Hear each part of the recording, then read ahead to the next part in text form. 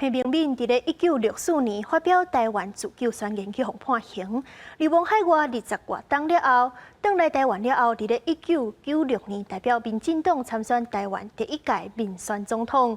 裴明敏一生为着台湾的民主咧打拼，坚持台湾主权独立的理念。咱做伙来看裴明敏一生所行的民主路。 裴明敏1923年伫台中大甲出世，细汉时就互老爸送去台北读册，后来捌去日本读东京帝国大学。但是1945年拄到那加萨奇空袭，就安尼返来台湾读册。1948年台湾大学政治系毕业，过去加拿大加法国摕到硕士甲博士学位。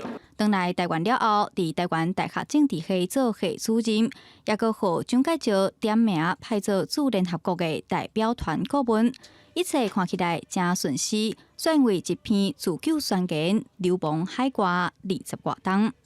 咱知影吼，台湾人民自救宣言发表伫1964年，国民党政府还未退出联合国，伊已经看出来，哦，你已经是一个流亡政权，然后讲，咱爱制定新的宪法。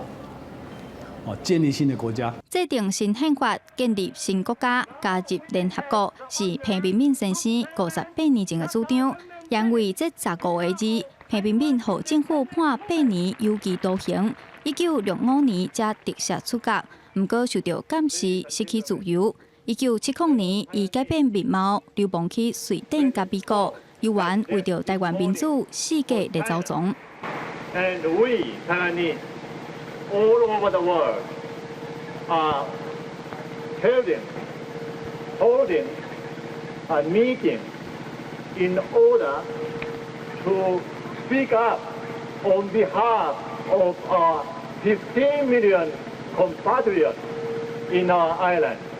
1992年，裴明敏结束23冬的流亡生活，返来台湾。1995年加入民进党，参选台湾头一届民选总统。 虽然无选调，不过裴明敏继续伫政坛打拼。伊生前最后一篇文章内底，伊真欢喜看到讲伫去年的这个东京奥运的时阵，这个台湾，这个中国，这个事实已经是伫个世人的眼中来呈现这是一种上重要的一句话，伊嘛会当看到伊来实现啦。所以我想伊是无遗憾的来离开这个世间啦。裴明敏基金会表示，裴明敏先生伫4月7日透早5点55分，真安详离开人世间，交代一切简单处理。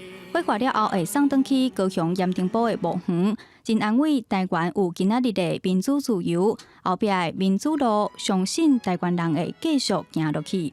才让这个民主，未完全民主，这个民主的一直改革，一直进步才会使啊。记者杨淑晴、林玉凯台北报道。